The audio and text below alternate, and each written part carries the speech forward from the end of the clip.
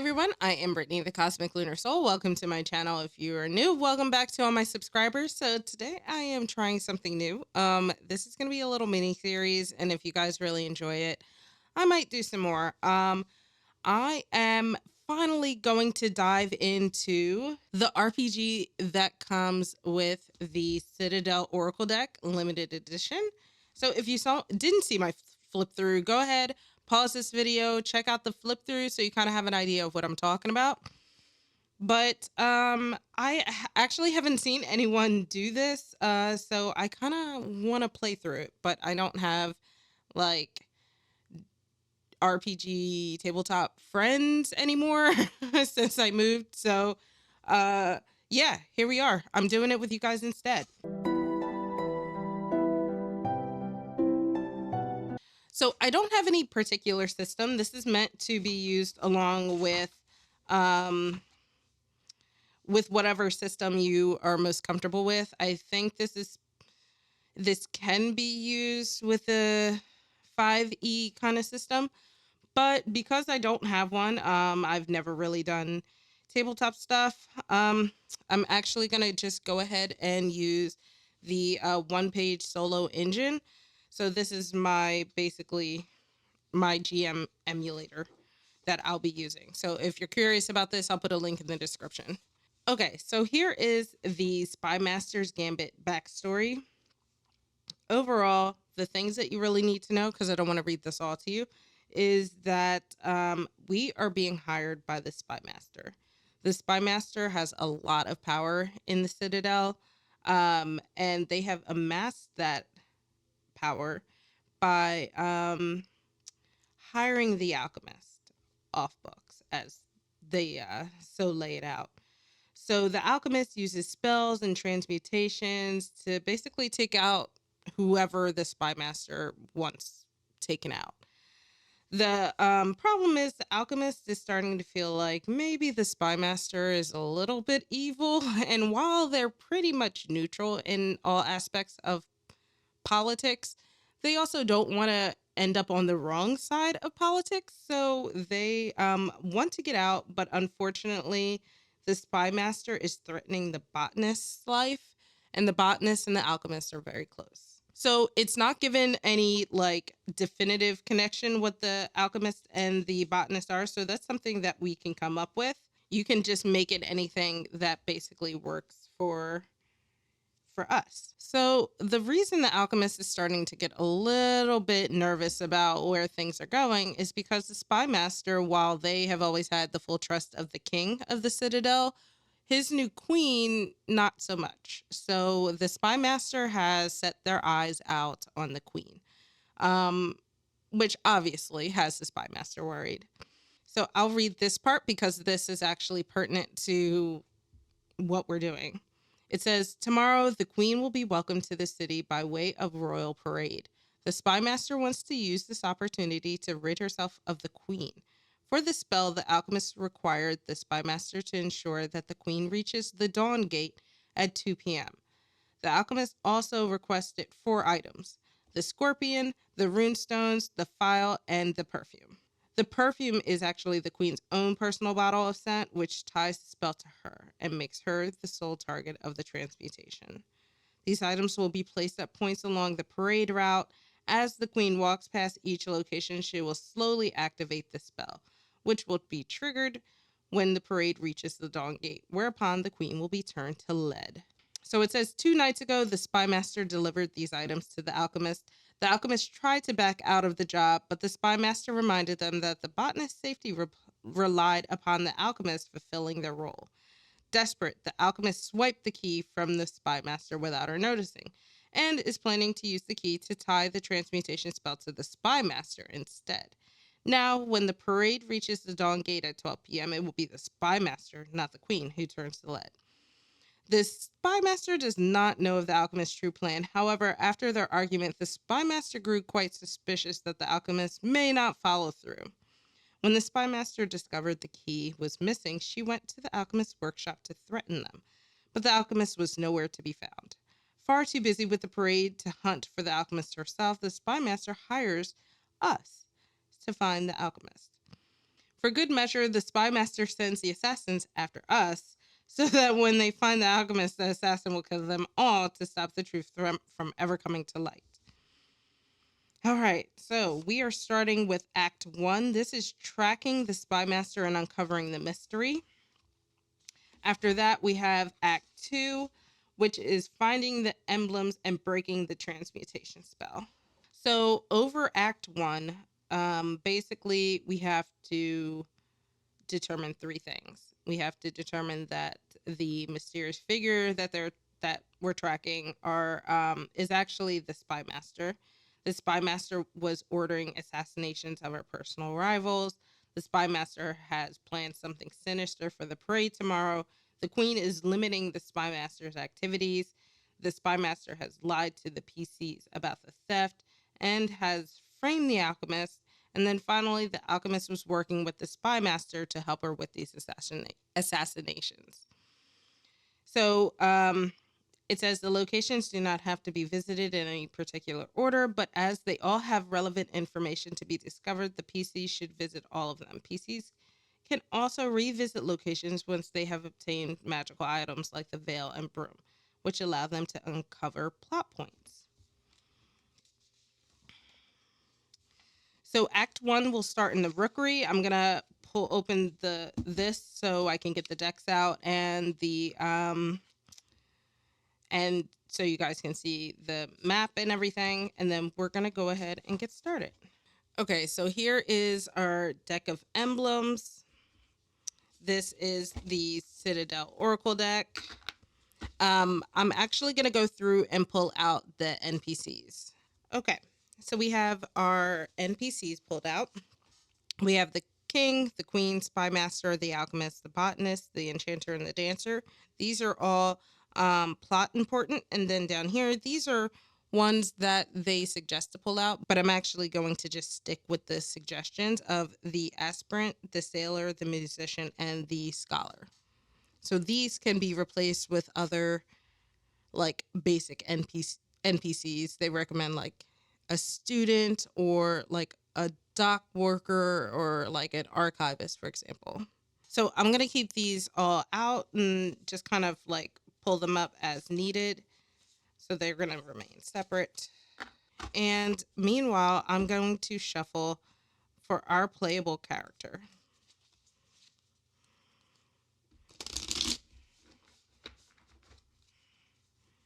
All right, let's see our playable character. Ooh, we're playing a runaway. Okay. So in the beginning, when it's talking about creating our character, it says before you begin, consider how and why your playable character or characters have banded together. Were they already a party of adventurers, or did the Spymaster choose each of them independently? I'm playing this solo, so this is just, my character. If the PC hails from the Citadel or not, if they're new to the Citadel, what brought them here and why. Do they know anyone within this city? Some PCs may already be familiar with certain NPCs by reputation or personal connection. Okay, so we are the runaway. We are in the Citadel Oracle. We're in the Citadel here. Okay, so we'll get back to that in a second. I just want to lay out the Citadel for you guys. So we have our map right here. Okay, so this area here, this raised area, the most inner circle is actually going to be the court. This is the center of the Citadel. This is basically the highest echelon of our city. And then around that, we have our academy. So this is where all of our learning is, such as our library and archives and all of that. This is basically where study and development happens in the city. So from there, the largest circle, this is the crowd. So this is kind of where our everydays are. Like this is the housing district. This is where like you would go to the pub. This is where a lot of the, you know, day laborers and all of that stuff, all of the family stuff tend to um, be happening. The troop are our streets, all of the diagonals that cut through the city. So this is basically all of our roads. That's how we're going to. I think that's how we'll kind of word it. So our court. This is representative of the element of fire. Um, our king and queen are represented in there, so that makes a lot of sense. And then our academy is air, which makes a lot of sense. Our crowd is earth, and then our troops are water, which makes sense because we have a lot of rivers that cut through the town. So now that we know that, let's figure out who we are.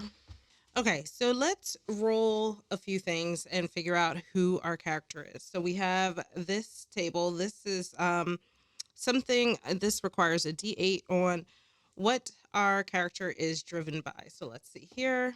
We have 5. Genuine care for others and the world around them. Let's see. Let's do a d4 to see which table we're going to pick a name off of. Okay, we're going to go with the first table, and then we need a d20. So let's see here. I'll use, oh, you know what? I know what I'll do. I'm going to roll these to see the first name. All right. Table 2, 16. So we have Orlin, and then last name. Oops. Orlin. Uh, Trueblood. Orlin Trueblood. Let's see. Short description. Brief description. This is table 1, 6. So we have elaborate facial hair and wrinkled skin, white facial hair. So we're probably a little older.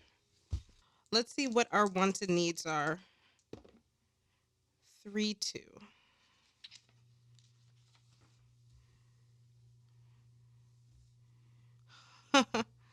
We just want to escape this backwater. Okay.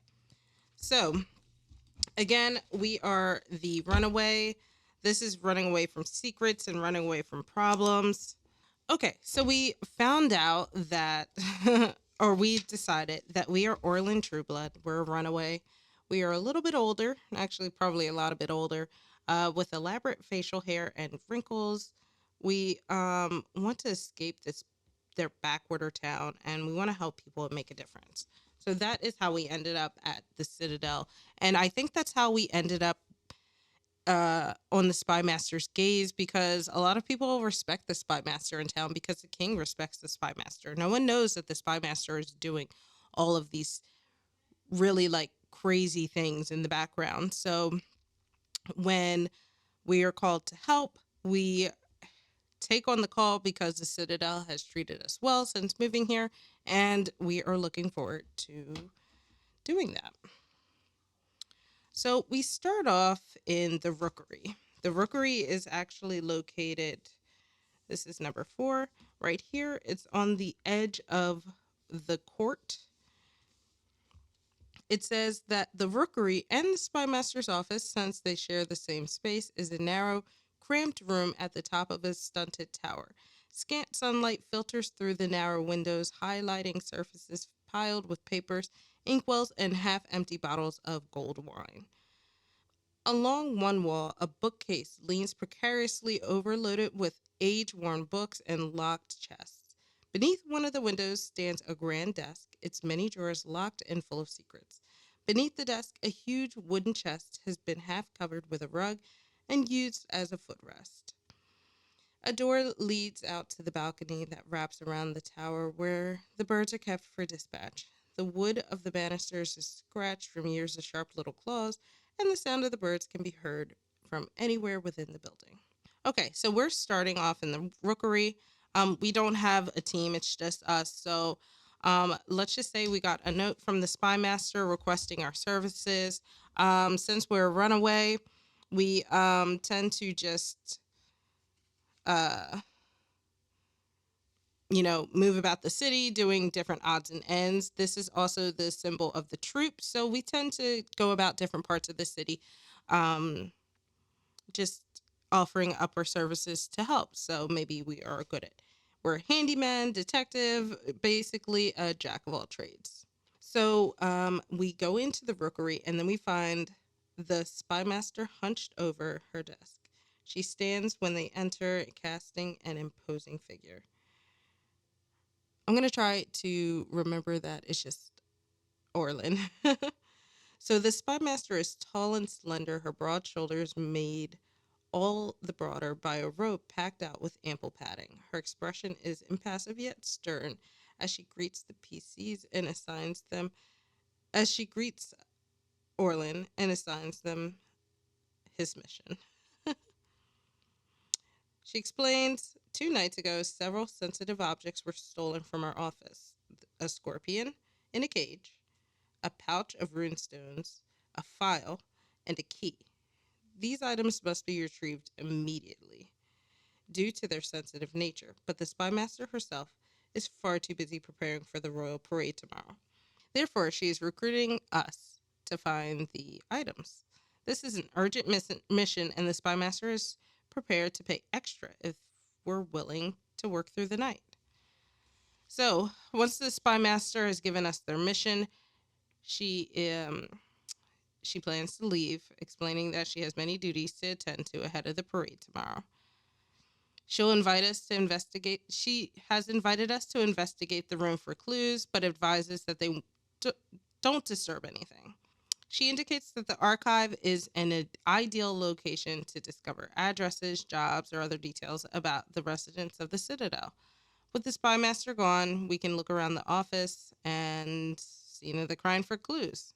So Orlin is searching around. He's looking through the spymaster's office, and I guess we are going to see um, if he which there are 6 of these. So I'm going to roll this one for the clue, and then this one to see if he notices or not. So let's see what we have.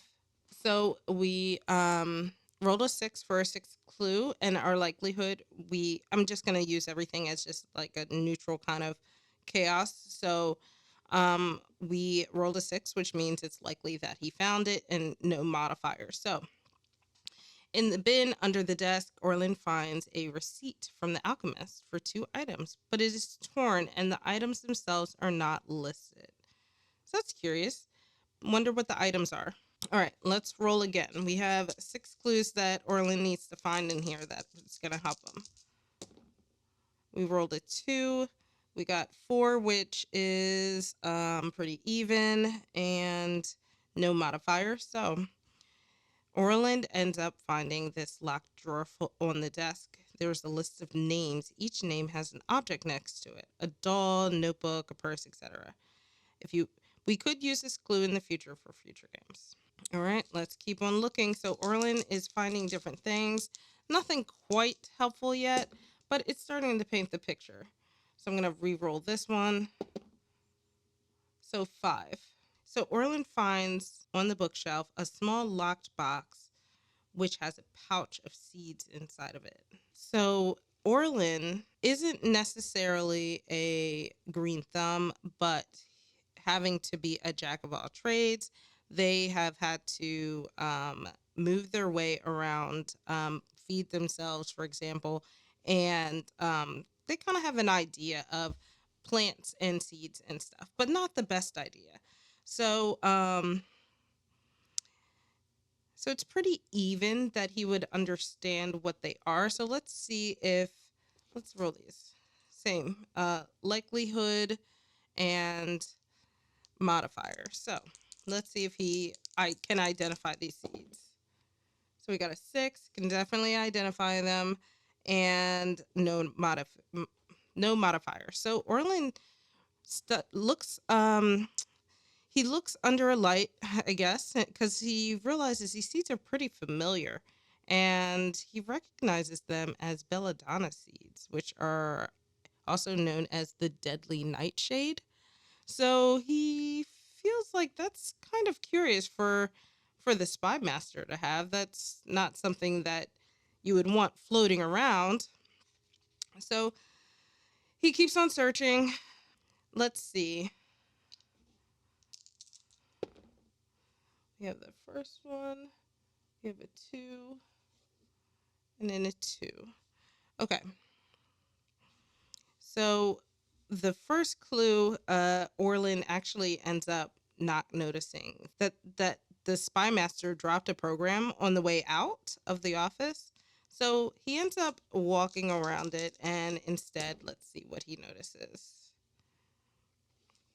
He kind of circles back to that drawer again. He finds it weird that there are names and objects listed for people. Reroll. Okay. And as he's circling through the room, he ends up going back to the door and seeing the program that fell out of the Spymaster's pocket. He actually recalled hearing a paper sound. It didn't dawn on him that maybe something fell when they left the room. So the program is an advertisement for a play, which is in the middle of its performance run. And the program has a boot print on it, heavy and large. So that's quite interesting. Let's see what else Orlin finds.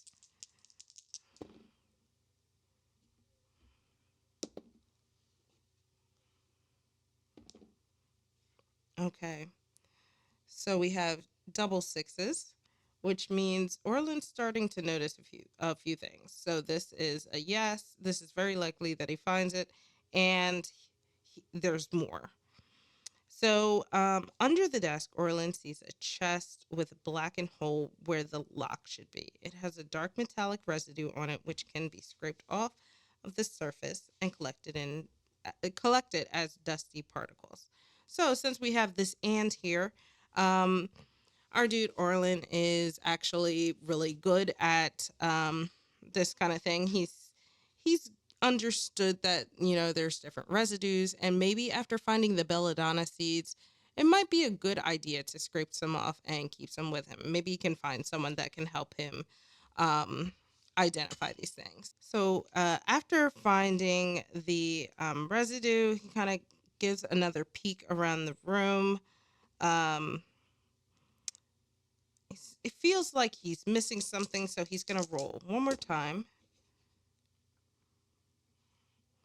And again, he doesn't quite see anything, so he figures he'll close up and head over to the theater to see what is going on here with this boot print. Maybe he can find something. I kind of took a bit of a break. I'm working on the inventory here. So I pulled out a random amount of coins. We can start with however much we want. It's kind of just up to us. So I made it kind of random, just pulled it out. He has some clothes. No. I was thinking Orlin might have clothes with him, but he lives in the Citadel, so he doesn't really need a change of clothes. But let's pull 2 cards from the Emblems deck and see what else he might have. So he has a helm with him, and he has songbirds. So that's kind of weird. So so the helm actually says that it is for navigation, control, and journey. So let's just say he has a compass that he uses to navigate around some of the less defined parts of the Citadel and the outskirts here. And then songbirds, this one is objectification, yearning, feeling trapped, which is very interesting. So let's just say he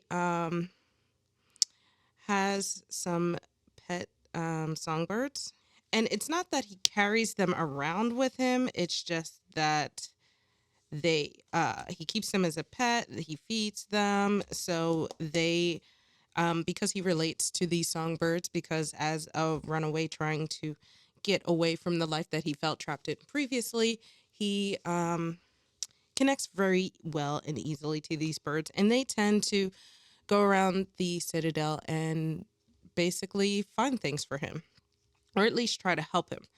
At the very least, they are fun and sweet, and he enjoys being around them. So again, we have gone from the rookery down to the theater because we found some clues that led us to the theater. It says that the theater, if ever there was a disreputable reputation given to troubadours and actors, it is shared by the theater that they perform in.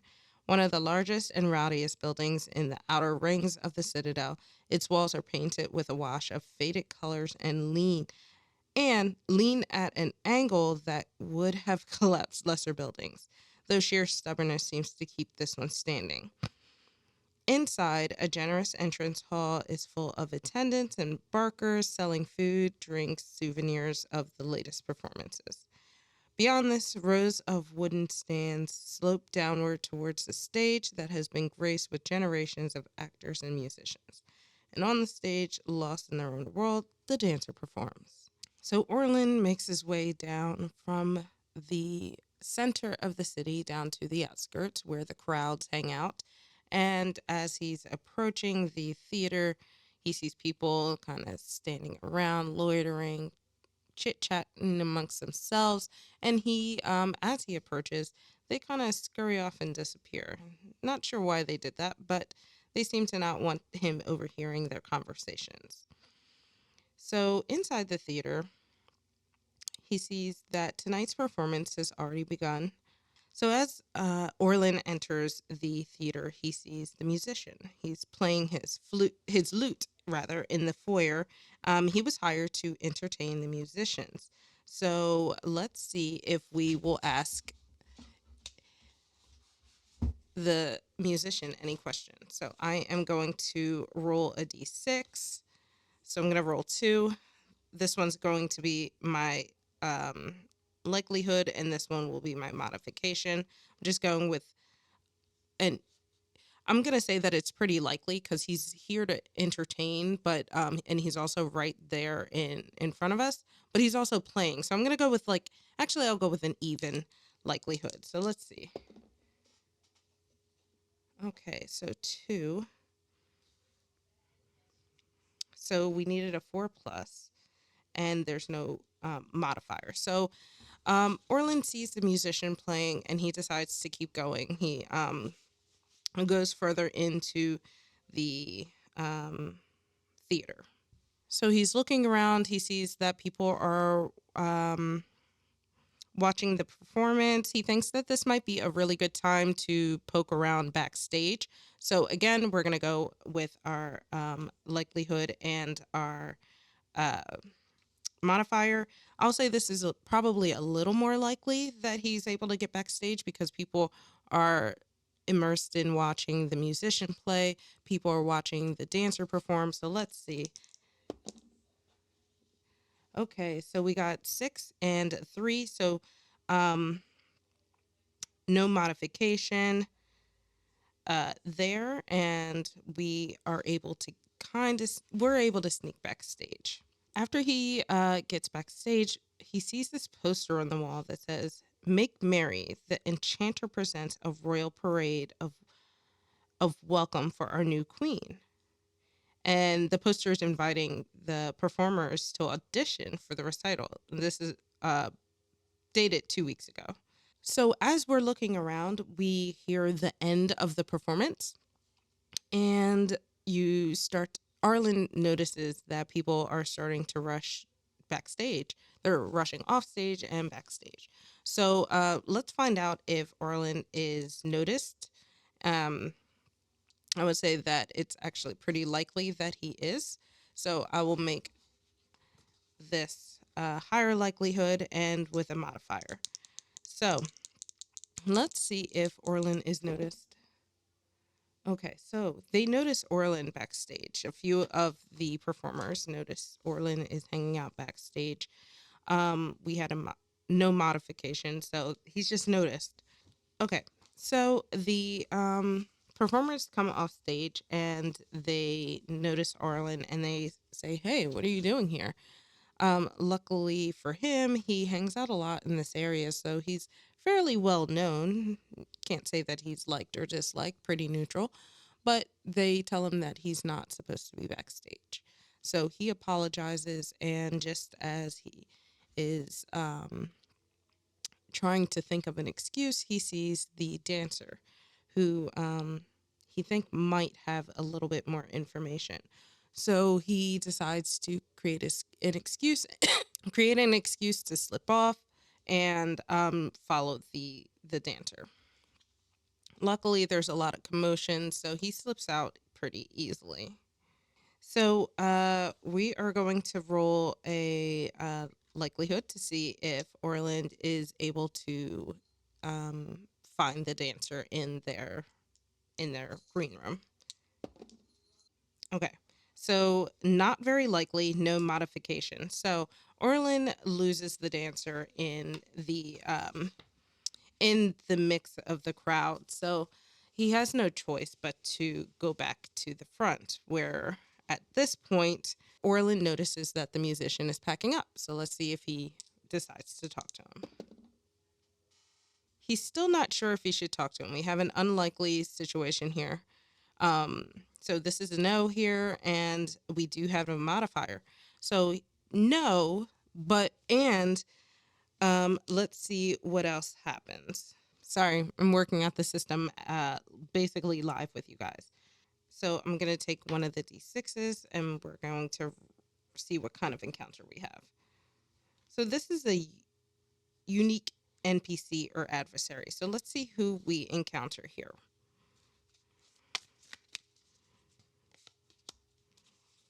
Ooh, the orator. So it looks like we have come up to the orator. So let's kind of do some identifying here. Let's see who the orator is. I need my D8. Here it is. So let's see who he is in the grand scheme of things. 4. So he's a tradesman. And what his goal is, also 4. His goal is to harm? Oh, that's horrible. Okay. And let's see, a D6 for notable features. Unusual equipment. Okay. Oh, I have an idea. Let's pull this guy out here and figure out a first and last name. So I need a D20, and I'm going to use my D4 to figure out what table. So table 1, I believe it's this one. Here we go. So table 1, and oh, wow, I rolled double ones. So we have Sturg, and then I'm going to roll again for a last name. So 1 and 5, Sturg, Forgefoot, Forgefoot, Forgefoot. So I think that Forgefoot saw us kind of poking around, saw that we were spotted in the back, and then also saw us eyeing the musician, but caught us as we were just turning away, just as Orlin was turning to leave the theater. And he calls over to him and he says, "Hey, I saw you lurking around." Orlin, thinking he's about to have a hostile um, encounter, is a little hesitant. But the guy says, "Screw this place." They fired him, perhaps because he was supposed to do the announcements. As an orator, he was supposed to do the announcements. He was the host of the theater, but because he was also a tradesman, they realized he was moonlighting on the job, and he was perhaps stealing some of the equipment from the theater, which is why he has such unusual things with him, and was trying to sell them secondhand. So he was let go. So he's hanging out here, even though he's no longer employed and a bit of a disgruntled person, but he's clever, and they start to get to chatting.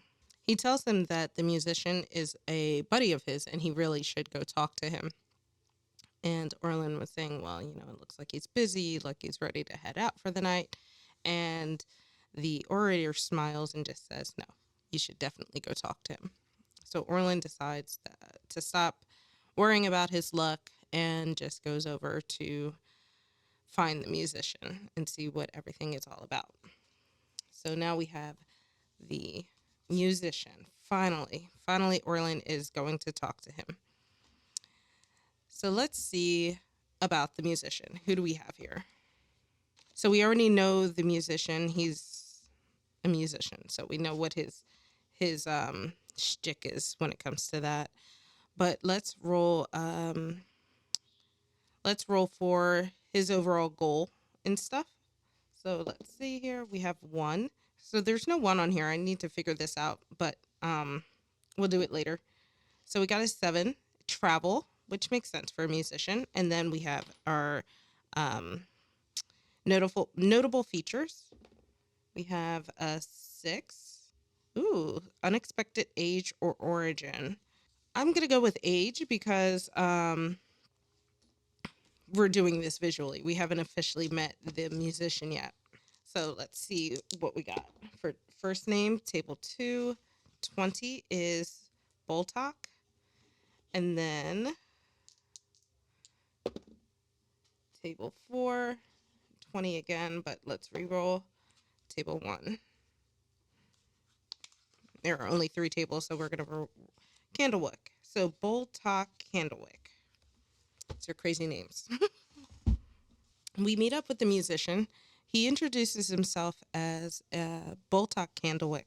He's much older than you expect for musicians to be. A lot of the performers tend to be younger, and then by the time they get older, they finally retire and settle down somewhere, but not him. It seems like he really enjoys traveling as he talks about his different adventures. And you mentioned that you are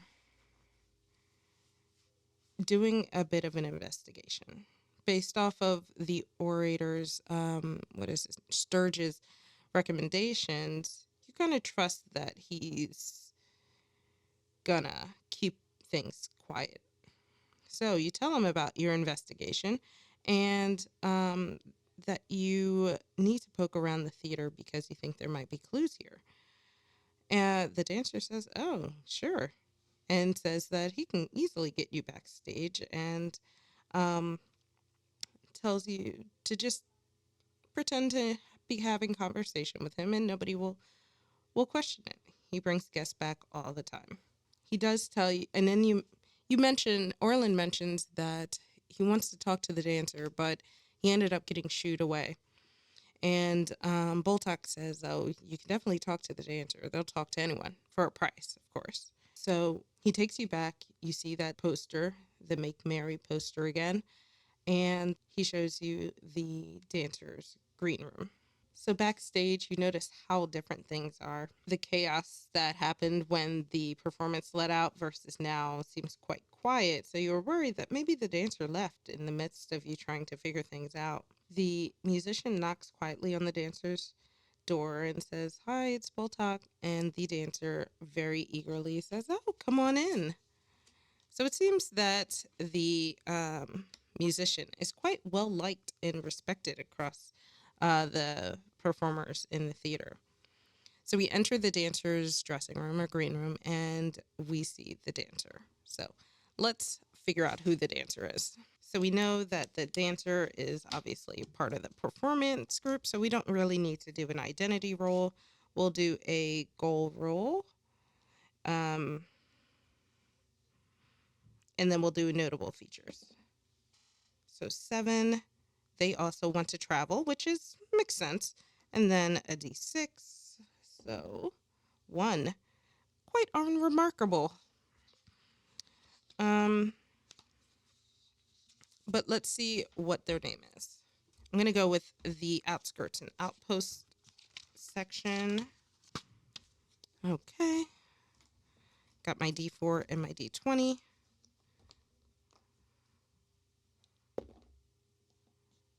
Three and 20. So 1, 2, 3.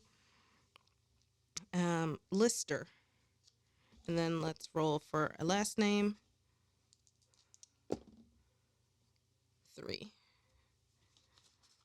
Table 1, row 3. Lister Mahat. Lister sounds like a male's name, so we're going to say that this is a guy, and I'm just going to put unremarkable. So Orlin enters the dancer's green room with Sturge with Boltok rather, and you see that Sturge and Boltok hug, or I'm sorry, Boltok and Lister hug. Orlin can't help but notice how unremarkable Lister is for such a graceful dancer. Really, all of his remarkability is left on the stage, for sure. So the musician tells Lister, the dancer, that Orlin is doing a bit of an investigation and needs your help. The dancer kind of eyes Orlin and says, yeah, they can help, but it's not going to be free. So let's see. I'm going to just roll a likelihood, no modification, to see how much they're going to charge. So I'm going to do it. I'm going to kind of tweak this in a kind of way. Lower the number, the less coins that are asked for. Okay, so we got a 6. That means the dancer is not cheap. So Orlin explains the investigation. The dancer kind of eyes him, and they're loosely familiar with each other. He doesn't know all of the performers, but they know of each other. Orlin's fairly well known around here. And the dancer smirks and says, sure, I can help you with that, but it's going to cost you. So he says that it's going to cost you 50 coins. And he's begrudgingly pulls out his, pulls out his 50 coins and hands them over to the dancer. So the dancer explains that they're not only just performing, but that the enchanter chose them specifically to direct a portion of the recital. So dancer is very curious about that. Maybe he needs to check with the enchanter. So we asked the dancer where he can find the enchanter to learn a little bit more. And Lister, the dancer, explains that he has a small shop in the Arcanum and often works late, so he might still be able to find him. Orlin goes on with his investigation and reveals that,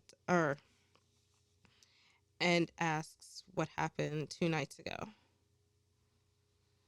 The dancer hesitates a bit and says that he was approached by a cloaked figure who paid them to ensure that the recital occurs at a very specific time on the parade route.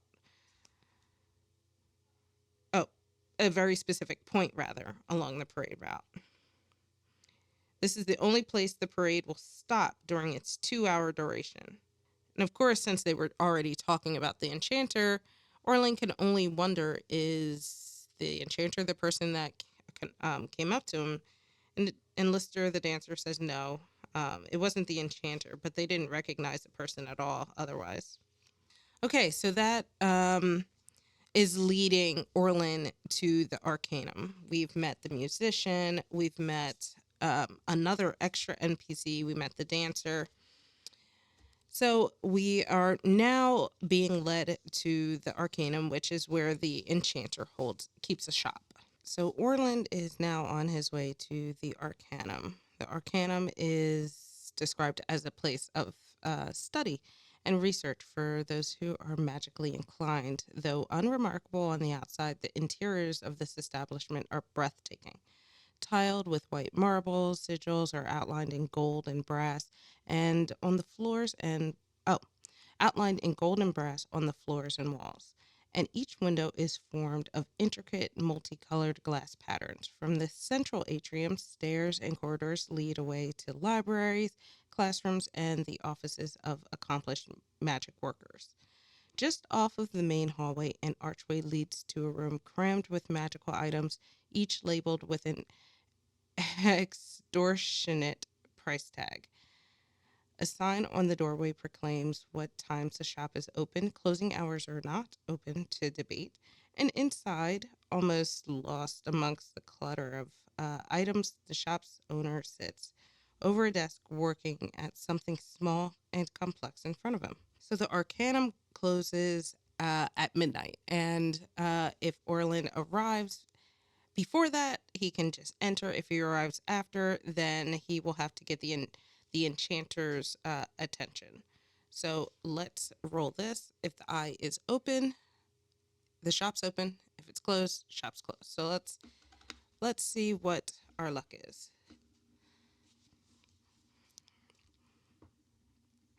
So it says here the enchanter is the court entertainer, said to have hailed from the humble origins.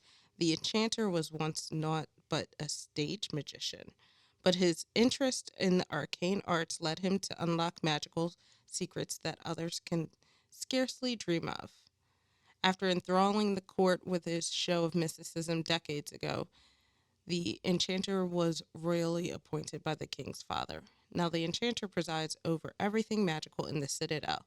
He runs the Arcanum, an institution of esoteric arts open to anyone curious about the more enchanting side of life. Okay, so we get there just in time. Orlin sees that the shop is open. He checks his watch. Thank goodness, because the sign does say closing hours are not open for debate. So thank goodness we got there in time. So let's see about our enchanter. So it does say in the story that the enchanter is actually quite friendly. So we already know that. Let's see if there's anything else we want to focus on. Let's roll for notable features. Ooh, 6. So 6 is unexpected age or origin. We kind of already know the origin, so let's go with unexpected age. And let's just say that we have on this card a skeleton hand. So perhaps the enchanter is extremely old. Okay, and let's try to figure out a name for this guy. So I think this person, if he's an enchanter, I think maybe a small town tenant. Let's go with the small town tenant. So I have my D4, my D20. Let's see what we're going to go with. Okay, table 1, which is this one, 16 for the first name. We have Giles. And then let's see for the next one. Table 2, 11. We have Giles Mack. Let's do a description because we know we have an age, right? But let's see what kind of description. 3. Number 2. So Giles Mack has brown bangs and eyes stuck in a permanent roll. So our enchanter is Giles Mack. He's very, very old, but surprisingly has brown hair with bangs. And instead of eye rolling, I said he has joking eyes. Like he seems very friendly and cordial and also just overall very personable. So when Orlin comes into the shop, he actually greets us very quickly and very happily, as if we're probably thinking Orlin is a potential customer. And he has this flair and pomp about him that he offers any newcomers to the Arcanum. So Orlin gets right to business. He questions the enchanter, questions Giles about the hooded figure that was seen in the Spymaster's office,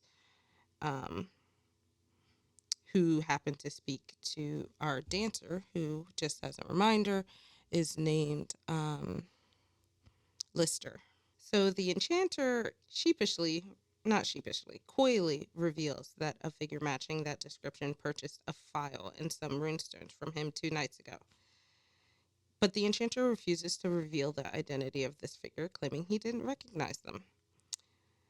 Orlin kind of has a feeling that the enchanter isn't really saying everything that he knows, thinks that he might be lying about the not knowing the identity of this person. Thinking about it, um, so Orlin recalls that he had a receipt, or he found a receipt in the Spymaster's office. He thought it best perhaps not to take it with him, but he described it to the enchanter and asked if he could tell who purchased it. And the enchanter said, without seeing the receipt, he couldn't confirm for sure if it came from his shop, but he also wouldn't be able to tell which items were purchased. But again, Orlin feels like this might be a lie. So there are a few things that the enchanter can tell Orlin. So we have 7 um, things. So, but Orlin is starting to realize that this guy is a businessman first, and he might need to barter for some information. So I'm going to actually pull out my D8.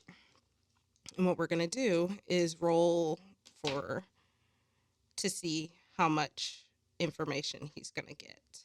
Ooh, no.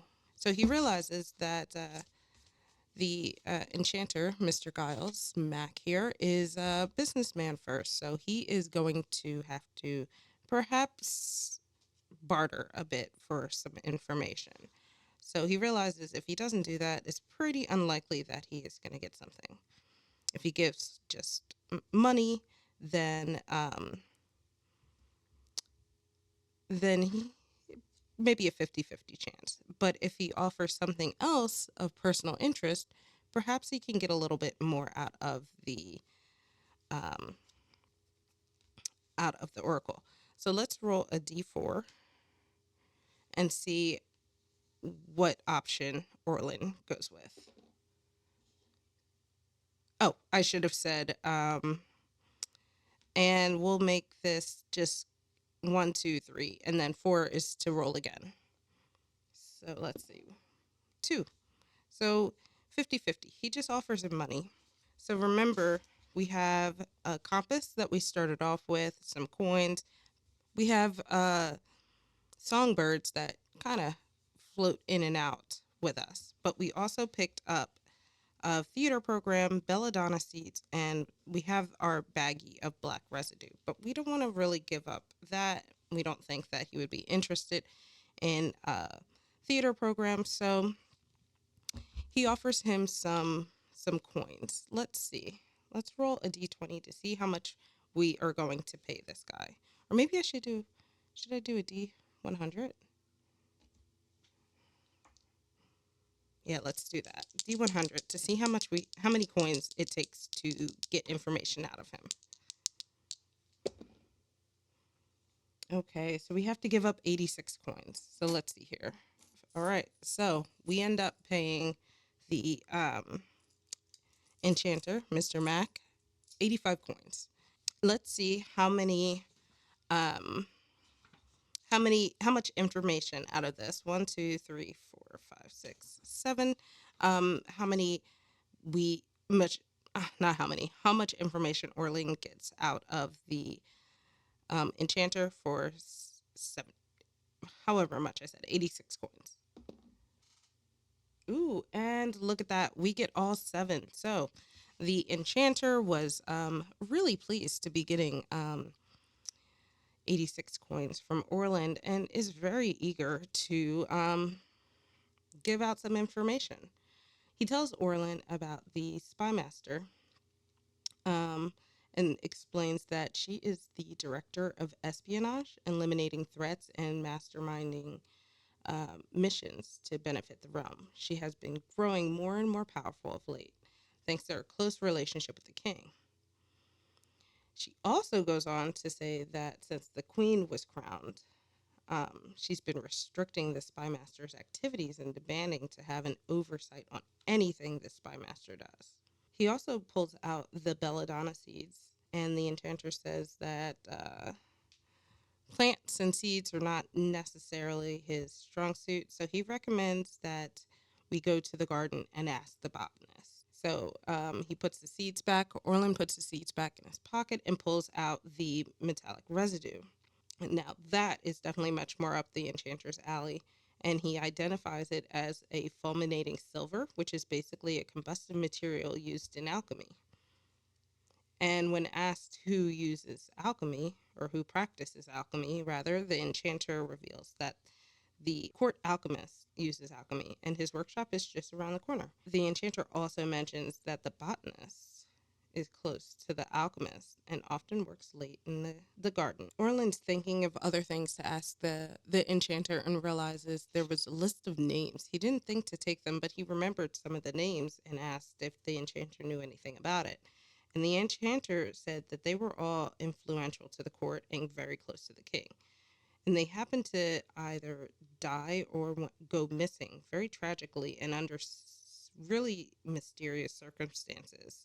And then you thank the enchanter, and you said that going to the theater and asking or getting information from the dancer ended up leading him to the enchanter's shop. And the enchanter chuckles and said that place is a place of ill repute, which plays host to many covert deals and exchanges of contraband, which explains the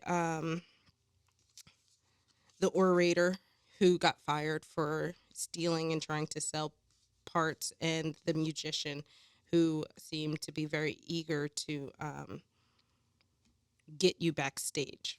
So the enchanter Giles, he doesn't want to openly cross the Spymaster, but in order to help Orlin out, he gives him the veil. And you also notice in the shop that he also explains that he has, while he's giving this on some goodwill, he does have other items in the shop that we could buy, such as the broom. So it says the veil, when placed over a window, door, or opening, the veil will allow the Orlin to see an event which transpired not more than 48 hours previously. However, they will not be able to hear anything. And then where Orlin decides to read the tag on the broom, it says, when you sweep the floor with this item, it will reveal the most recent footprints to be made in the location. Prints made in the last 12 hours glow the brightest, while others can be seen more faintly. Once the user has identified a set of prints, keep sweeping along that route they make, and the broom will keep revealing the prints as you follow their path. Let me look at some of the other things that we have here. I realized that the emblems have actual, like, things that they do. So we have the helm, which we're calling a compass, because basically a helm is a steering wheel. So it says a splinter from the helm will help guide its possessor in the direction of whatever they're seeking. Once per day, holding the shard and thinking of a desired location will turn the holder in the right direction, even if that direction was not previously known. The direction is presented as the crow flies. So we're going to kind of change that lore into a compass. The compass will point in the direction that Orlin wants to go. We have the veil, which was already explained, but it does go on to say, due to its valuable ability, the veil is highly prized by whoever possesses it and is kept under lock and key. So Orlin should be careful about using this in front of people. And then he has the songbirds.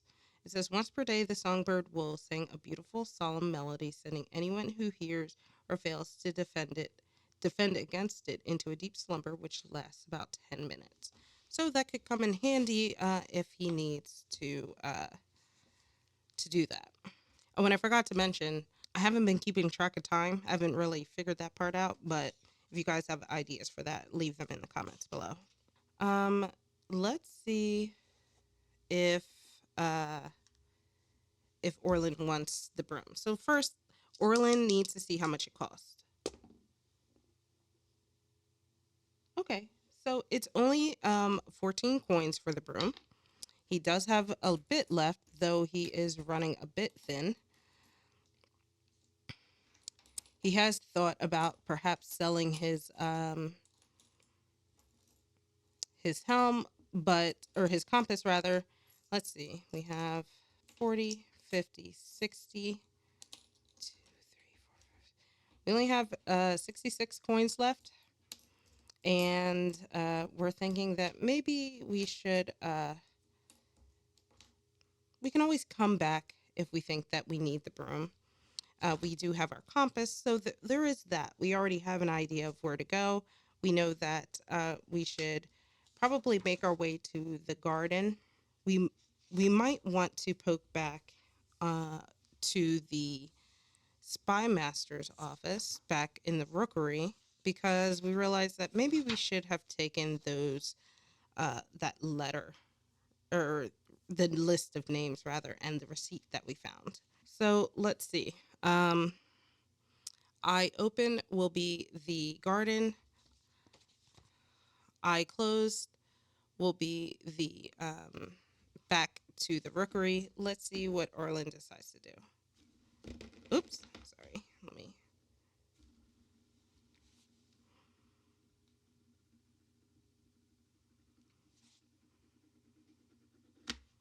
Okay. So Orlin decides to go on to the garden. The garden is one of the Academy's hidden gems, tucked away behind the university and the archive. It is an oasis of trees and planted flower beds. At the center, water lilies float lazily in the surface of a large pond, which at one end leads out into a paved channel that will eventually become one of the city's canals. Above, the sound of water in the aqueduct casts a soothing sense of peace across the garden. At the far end, propped up against the walls of the university, a great glass greenhouse stands. The huge, glossy leaves of tropical plants pressing eagerly up against its panes. Humidity makes the glass panels misty, and from inside comes a heavy scent of herbs and exotic flowers. Before we leave to go to the gardens, let's see if Orlin uses the veil. So it seems very likely that he would use it. So let's see. This will be our likelihood, and that will be our modifier. Oh, he does not use the veil. And no modification. So yes, he does just go straight to the garden. So the interaction with the botanist is going to rely very heavily on like trust. So I'm going to see if I can find a table that will help with that. So before I figure out all of that, let's describe the botanist. So we have moved on from the enchanter and now with the botanist. Let's see. I think I'll use the other table and we'll come back to that one. The botanist might be, I don't think big city, right? The botanist feels more outskirts and outposts. We have our D4 and our D20. So table 1, 3. Yes, this is table 1. So Soma for first name. Third table. 1 Soma Scardoza. Oh, I love that name. All right, let's do a brief description.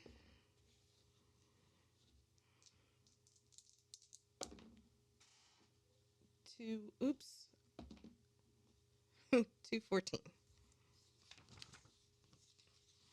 214. Let's do one more roll, especially because I screwed that one up. 119. Oh, dreadlocks, socks, and sandals in a chill attitude. So, Orlin enters the garden and accidentally sneaks up on the botanist. She was not expecting visitors this late, so she was just a little surprised, but she smiles and she greets Orlin. Orlin walks up to the botanist. She greets herself as Soma Scardoza. She introduces herself as Soma Scardoza, and she seems to be a really chill lady, has a really nice, calm, go with the flow kind of vibe, which puts Orlin at ease. He asks her if she knows where the alchemist would be at this time. So she explains that she does know the alchemist, and she might know where he is, but she's curious why Orlin is looking for him. Since the alchemist is her long term childhood friend, she doesn't want to just give up information to some random person.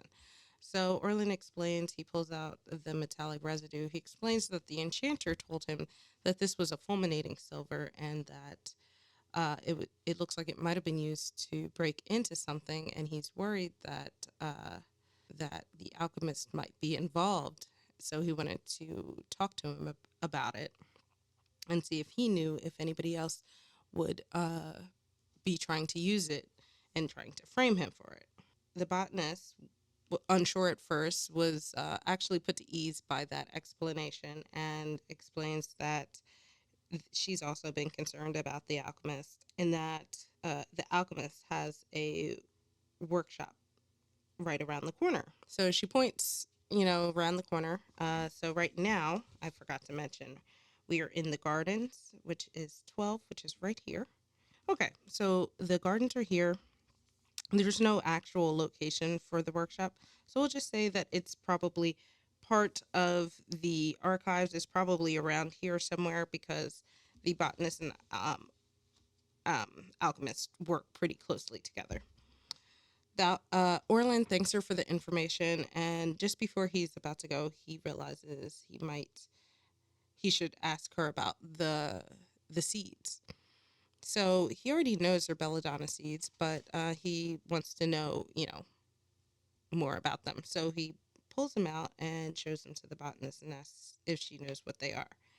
Um, the botanist immediately tenses up and asks why he has such dangerous seeds with him, and she identifies them as the deadly nightshade. Orlin notices the immediate disposition change in the botanist when he brings out the seeds, and he he calms her and he says that he's worried that uh, someone might be using them for nefarious purposes, and he's trying to get to the bottom of it, which is the same reason that he wanted to talk to the alchemist about the residue. So that calms her just enough. So let's see if she will open up. So we have our likelihood, right? So right now she is a little worried. She seems a little closed off. So we'll say that we will need a 5 or more to get everything out of her. And then we have our modifier. So we have no modification and she's tense. So the botanist is a little nervous. She doesn't think that she should share any information, and the tells Orlin that maybe it's best that he head out. So we're gonna roll a d10 just for like some charisma. We'll say 5 or more is high charisma. We got a 1. So Orlin is kind of taken aback. He didn't mean any harm. So she ends up shooing him out of the gardens, and now he needs to decide where he's gonna go next. I realize there's a lot of timing in this, and I didn't really set this up as a timed thing, but I guess we'll have to. If I do this again, I'll have to consider it. So Orlin walks out of the gardens, and he feels the next logical thing to do is to go find the alchemist. So he heads over to the alchemist shop, but it's empty. It's open, but it's empty. So he ends up looking around and picking through the alchemist equipment to see if he sees anything that would lead to the metallic residue that he found. He ends up stumbling upon a notebook, and it contained formulas for horn, quicksilver, fool's gold, lapis solaris, powder of algarath, fulminating silver, and cad- cadmia, among others. So he can decide to make these, but he thinks that since no one is in the shop, uh, now's a good time to pull the veil out. So he holds the veil up, and he sees that the alchemist is working at their desk. And then a cloaked figure arrives, dropping her hood to reveal the Spymaster. So the Spymaster and the alchemist know each other. Orlin notes. She gives alchemist she gives the alchemist the file and the runestones, along with a caged scorpion and a bottle of perfume. The alchemist shakes their head, and the two exchange words that get increasingly heated. The spymaster waves the pouch of seeds in the alchemist's face, which shuts the alchemist up. Triumphantly, the spymaster stalks out. The alchemist makes a discreet gesture, and the key flies out of the spymaster's pocket and into the alchemist's hand without her noticing. Orlin sees the fight. It sees the alchemist get up and disappears out of the view of the um, veil, but notices the alchemist didn't ever leave the front door. So, curious, he kind of goes, follows behind, holding the veil up, and sees the alchemist continuing to walk, and then disappears into what should be a brick wall. So, hesitantly, Orlin goes towards the wall. He kind of like touches it and realizes his hand goes right through. Stepping through, he finds out that it's a secret room. So in the room, looks more like a bedroom than anything, but again, there's no exit. So he holds the veil back up, sees the alchemist going towards the opposite wall, and seeing that the alchemist is pressing the bricks in the right order to open the doorway. And then it looks like he scurries into a tunnel before the wall shuts behind him. All right, so Orlin sees this kind of. He folds the veil back up and puts it in his pack, and goes over to the wall, and he sees that there's like a strange silver shimmer to them. He notices the bricks that the alchemist touched have symbols etched onto them, and he recalls that the symbols have that. He saw some of those symbols in the alchemist's notebook. So let's see if he grabs the notebook. Let's just do a likelihood roll. It seems very likely that he's going to, so we're going to go with a high likelihood. And we got a 5, so he does. He decides that he's going to go back out and grab the notebook. Now we have, let me actually cross that out. We have the alchemist's notebook. Okay, so Orlin decides he's going to keep this with him. He's not sure about the necessity for these things, but it might come in handy um, if he needs to come back to the workshop. So with that, this ends Act 1. And I'm going to do Act 2 in a separate video. Act 1 was all about uncovering the mystery, and it seems like Orlin has done that. He got a lot of really useful information from the enchanter, and it was really nice of the enchanter to give him that veil. It helped him realize that the Spymaster was not really all that forthcoming or truthful about what was really going on. The items that she said were stolen, actually she gave to the alchemist. The only thing truly stolen was the key, but why? And it seems like everything is focused around the um, this parade coming. And after getting the information from the enchanter, he's worried that it has something to do with the queen. And he recalled that the dancer said that um, there's only one stop at the entire route of the parade. So that seems a little suspicious because the enchanter hired the dancer.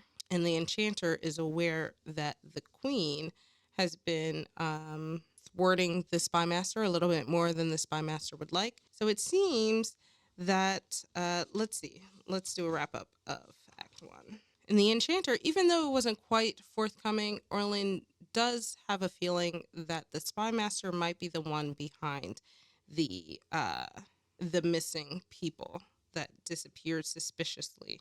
But it seems that at one point the alchemist and the spymaster were working together, but why?